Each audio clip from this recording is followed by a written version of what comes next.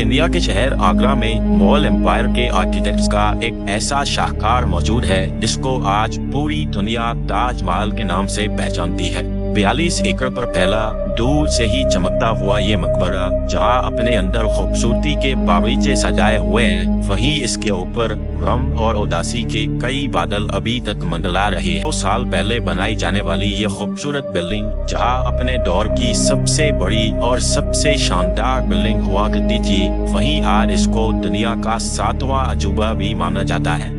इस आलीशान स्ट्रक्चर को बनाने में 20,000 मजदूरों ने दिन रात खून पसीना बहाया, और वो भी 1 या 2 सालों तक नहीं बल्कि पूरे 22 सालों तक। अगर आज के दौर में इसकी कीमत का अंदाजा लगाया जाए तो संगमरमर का ये अनमोल मकबरा हैरत अंगेज तौर पे $1 बिलियन यानी 7,500 करोड़ रुपयों से भी ज्यादा महंगा है, क्योंकि इस बिल्डिंग में मुगल आर्किटेक्ट्स ने अपने हुनर की कई ऐसी निशानियां छोड़ी थी जिनकी दुनिया के टॉप इंजीनियर्स भी आज तक तारीफ करते हैं।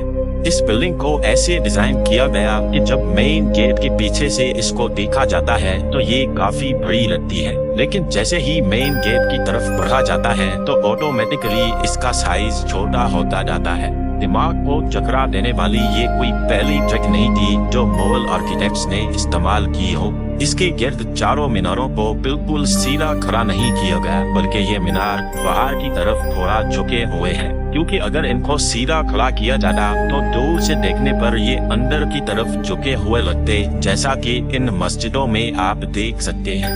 इन मीनारों को बाहर की तरफ झुकाने का एक और रीजन भी था, और वो ये था कि खतरनाक अर्थक्वेक की सूरत में अगर ये मीनार गिरे भी तो ये बाहर की तरफ गिरकर ताजमहल पर एक आंच भी ना आने दे। लेकिन आखिर माजरा क्या था कि इसको बनाने वाले किसी सूरत में इस पर एक खलाश भी बर्दाश्त नहीं कर सकते थे। ताजमहल के वो कौन कौन से राज थे जिनको 400 साल पहले छुपाने की कोशिश की गई थी, और जब उस दौर में कंक्रीट या स्टील ही नहीं हुआ करता था तो आखिर इस आलीशान मकबरे और इस पर मौजूद 40 मीटर ऊंचे डोम को कैसे बनाया गया, ये सब और इससे भी ज्यादा आप जान सकेंगे आज की इस स्पेशल वीडियो में। नाज़रीन, ये मामला स्टार्ट हुआ था सन 1607 में, जब इंडिया और पाकिस्तान के इस खित्ते में मुगल एम्पायर का होल्ड हुआ करता था। इस दिन मुगल शहंशाह का सबसे छोटा बेटा शहाबुद्दीन मोहम्मद खुर्रम 15 साल का हो चुका था, और उसी की सेलिब्रेशन के लिए आगरा फोर्ट में एक आलीशान पार्टी रखी गई थी।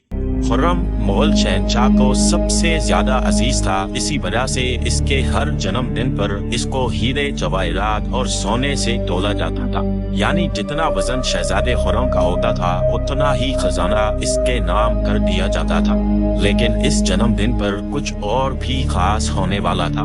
मुगल शहंशाह ने शहजादे खुर्रम की शादी अपने एक वकील की बेटी के साथ कर दी, जिसको मुमताज महल के नाम से जाना जाता है। मुमताज और खुर्रम को पहले दिन ही एक दूसरे से बेइंतहा मोहब्बत हो चुकी थी, और उस वक्त ये किसी को भी मालूम नहीं था कि इस मोहब्बत का बोलबाला हमेशा के लिए रहने वाला है। अगले 10 सालों तक शहजादे ने कई जंगें लड़ी और उनमें भरपूर कामयाबी भी हासिल की। इसी वजह से शहंशाह ने खुश होकर उनको शाहजहां के लक़ब से नवाजा, जिसका मतलब है दुनिया का बादशाह। शाहजहां की टोटल 6 बीवियां थी जो आगरा फोर्ट के हरम में ही रहती थी। इन 6 में से शाहजहां सबसे ज्यादा मोहब्बत मुमताज से करते थे, और यही वजह थी कि उनका ज्यादातर वक्त मुमताज महल के साथ ही गुजरता था। वक्त तेजी से गुजरता जा रहा था, और 4 सालों के बाद यानी 1621 में मुगल शहंशाह अचानक चल बसे। शाहजहां जो पहले ही मुगल एम्पायर में खासा फेमस हो चुका था और जो शहंशाह का चहीता बेटा भी था, 1628 में यानी बाप की मौत के 7 सालों बाद उसने शहंशाह की गद्दी संभाल ली।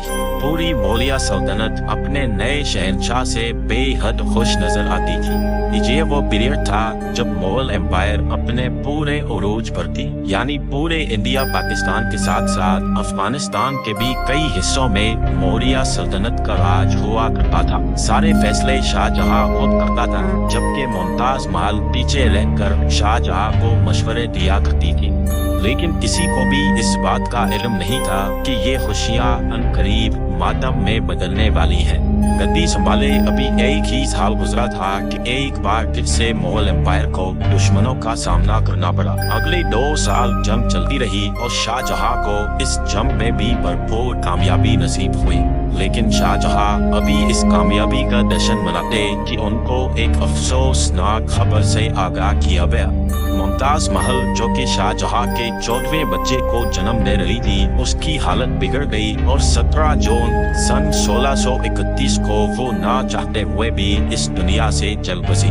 पूरी मौर्य सल्तनत का जश्न देखते ही देखते मातम में बदल गया। ये खबर जो शाहजहां पर आग बनकर गिरी थी, उसने तो जैसे इनकी दुनिया ही खत्म कर डाली।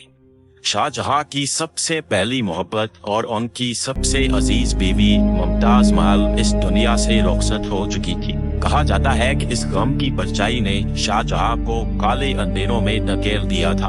अगले 8 दिनों तक उन्होंने कुछ नहीं खाया और अगले 2 सालों तक ना कोई मौसीकी सुनी और ना ही परफ्यूम लगाया। मुमताज महल ने मरने से पहले एक आखिरी ख्वाहिश की थी। वो चाहती थी कि उनकी कब्र दुनिया के सबसे खूबसूरत मकबरे में बनाई जाए। इस टास्क को और मुमताज महल की आखिरी ख्वाहिश को पूरा करने के लिए शाहजहां ने अपनी सारी दौलत और पूरी जिंदगी वक्फ करने का इरादा कर लिया। मुमताज के गुजरने के 6 माह बाद यानी 1632 में ही ताजमहल की कंस्ट्रक्शन का काम शुरू कर दिया गया। करीब 20,000 से भी ज्यादा मजदूर, पत्थर तराश और कारीगरों को पूरी सल्तनत से इकट्ठा किया गया। लश्करों के लश्कर शाहजहां के हुक्म पर आगरा बुलवा लिए गए थे। क्योंकि मुमताज की कब्र यमुना रिवर के बराबर में मौजूद थी, इसी वजह से इस जगह पर दुनिया की सबसे खूबसूरत बिल्डिंग बनाना काफी मुश्किल टास्क था।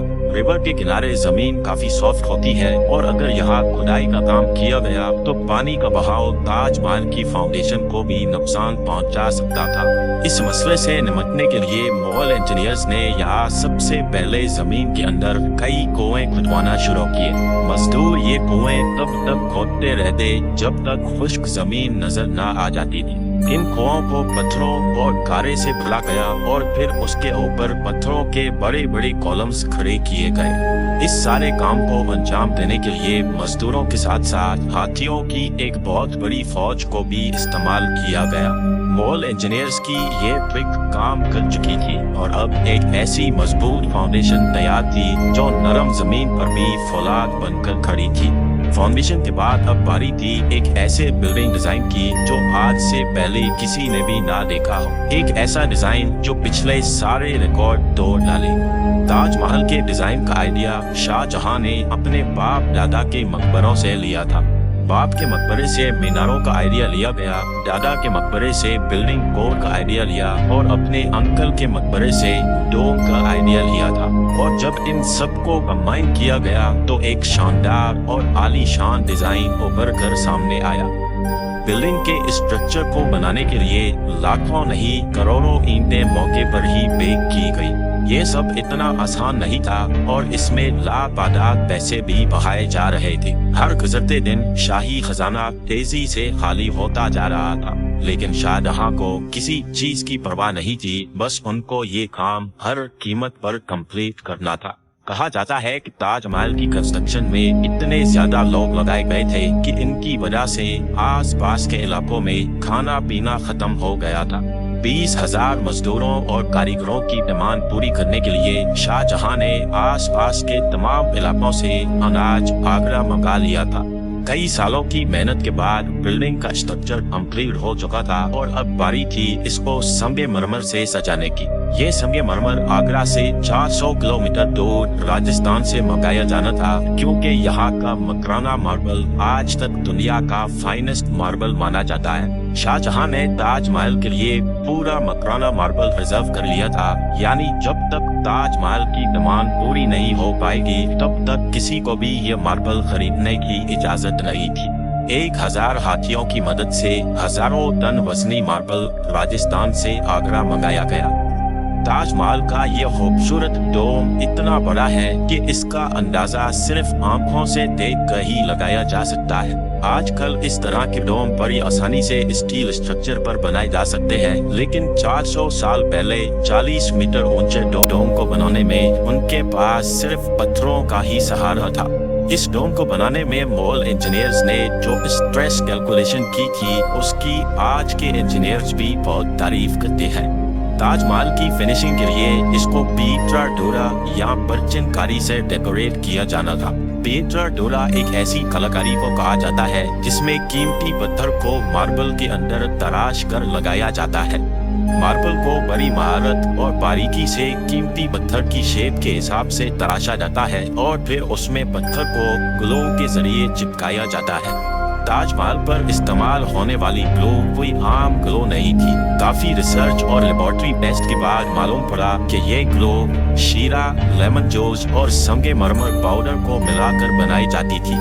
वही सेम ग्लो आज भी ताजमहल की रेनोवेशन के लिए इस्तेमाल की जाती है। ताजमहल की खास बातों में एक बात ये भी है कि ये दिन में 4 मरतबा अपने रंग बदलता है। सूरज निकलने से पहले ये बिल्कुल ब्लैक शेड देता है। सूरज निकलने के बाद ये लाइट येलो और पिंक शेड देता है, जबकि दोपहर के वक्त ताजमहल की खूबसूरती का नया रुख देखने को मिलता है।